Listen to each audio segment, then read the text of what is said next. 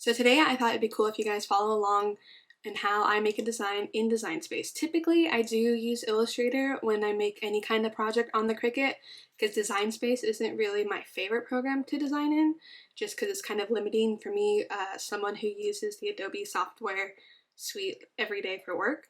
So I thought I would just dive into Design Space and kind of show some basic tutorials on making a design in there, because I know most people, this is what they're going to use to make whatever project they're going to do on the Cricut. So let's get started.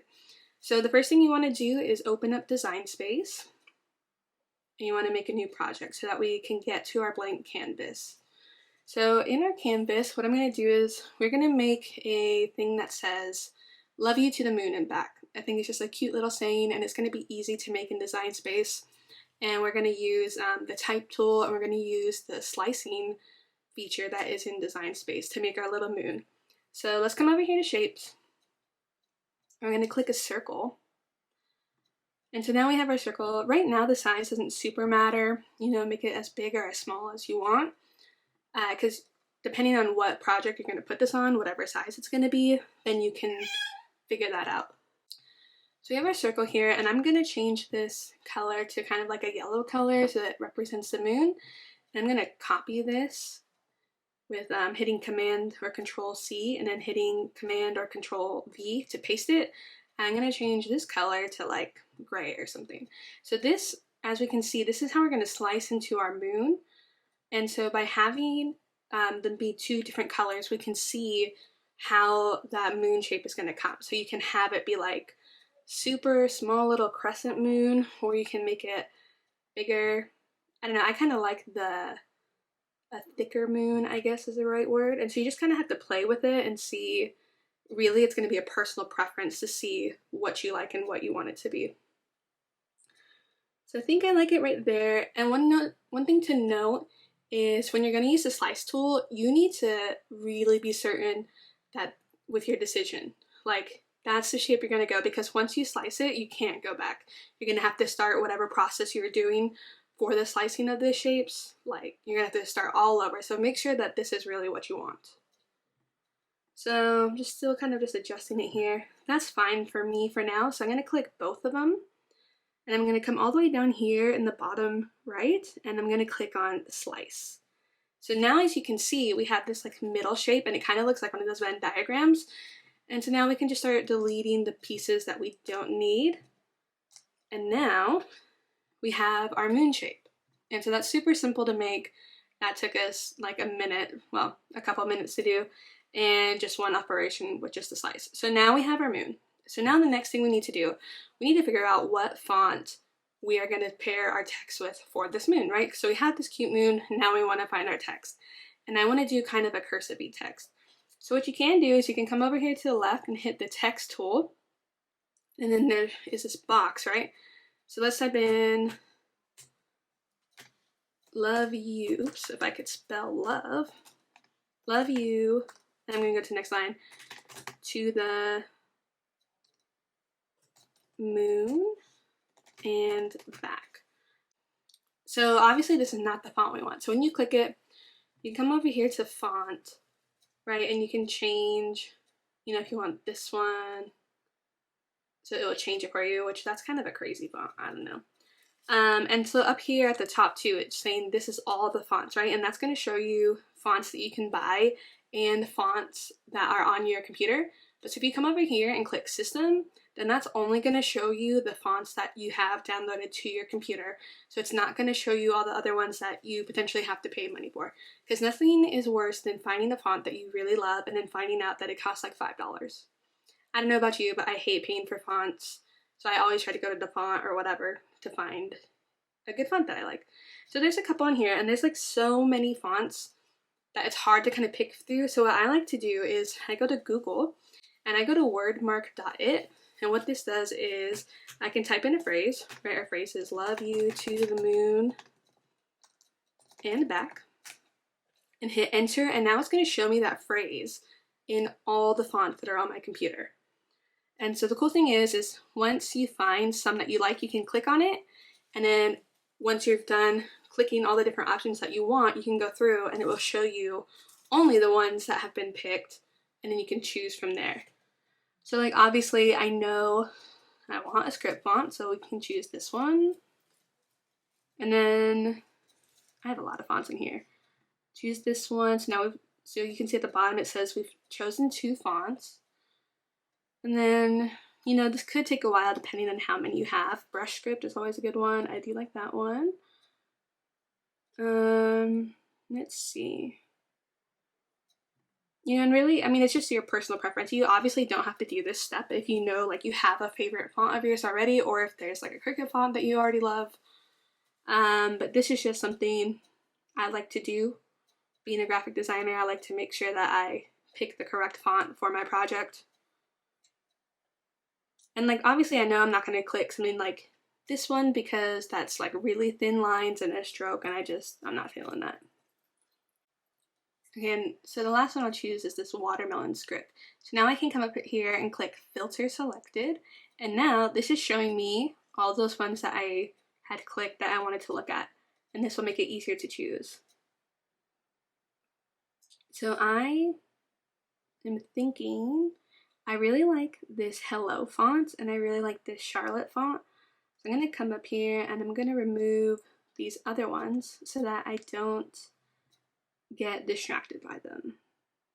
Watermelon looks pretty good too, but so I think these are actually really similar fonts. I think I'm going to go with Charlotte because I kind of like how this B looks. So that only took a couple minutes, and that really helped me personally. So now I can come over here, I can search for that font, Charlotte, click it, and then now I have the correct font. And then obviously now this is where we're going to change the kerning and tracking and spacing of all the letters, right? So you come up here, you can do the line spacing, right? You just keep clicking it till you go,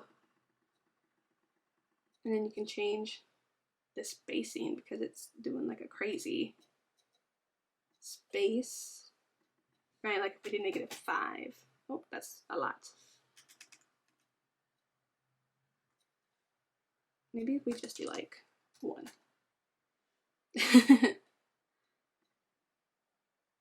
Alright, well first let's bring these letters together.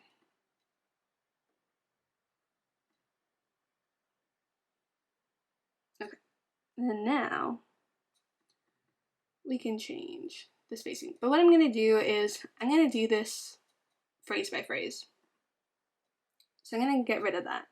And I know what font we want, so it's already correct. So I'm going to do love you, okay? So we can bring that up here.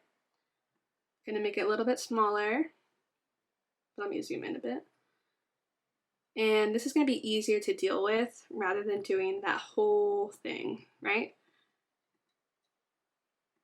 Okay, so now that we have this, we can ungroup the letters. And so I'm going to take these 3, the 3 letters that form the word you. I'm going to come down here to the right and click weld. Now that weld is another permanent action, so really make sure that that's what you're doing. And we use that on cursive fonts. That way your Cricut isn't going to try and cut the overlapping of the cursive letters. Because if you don't weld them together, then that's going to happen, and then you're going to have these like random open spots, and you're going to be unhappy with your project. So let's do the same thing with the word love. And let's make sure that this is not selected. So we'll hit weld again. All right, so now we can kind of push that back a little bit, right?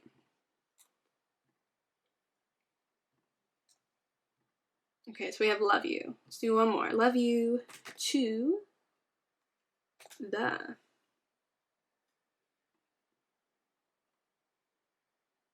All right, so now what you can do too is you can kind of like overlay the text a little bit if you want to get like a better slicing. You can do it that way, or you can just look at one of the, that's roughly the correct size, or you can just click on it and you can see that this is saying it's 1.103 inches wide. So let's change the letter spacing. Okay, now let's come up to advanced, ungroup the letters.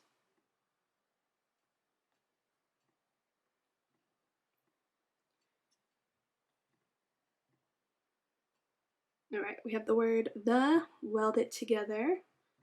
Move it out of the way a bit. Get the word to, weld that together. Now we can work on the spacing for that. Okay, so now we have love you to that. And that, then we can just attach those words for now. So now we can kind of play around and see where we want this. So you can either have it kind of like, oops, kind of going, you know, outwards, kind of like that, and like curving out. So we can try that and see how that works, or it can just be a block. So let's get the next word going, which I'm gonna have moon be on its own line because I want the word to be bigger. But we just need to change the spacing real quick and get it to be welded together. So we'll weld that together. So now we have this. So now we have the word moon. So if you really wanted to, you could do like love you to the moon. And then I kind of like that. We'll still play with it. And then now we need to do and back. Which, ooh, that's kind of big. Okay, so let's change that line spacing again. Okay, and then we'll come up here to advance again and click ungroup the letters. Let me see if I can get these ones. Let's move them out of the way a little bit. Oops. So let's click these and we'll hit weld. Now let's get the word and selected and we'll hit weld. And now we can see what kind of spacing we want. That might be a bit much. We can go like that. Now I'm going to click both of them and click attach. Okay. So then we can just keep playing with the spacing here. I don't know, maybe get it a little bit closer to size, maybe slightly bigger. Yeah.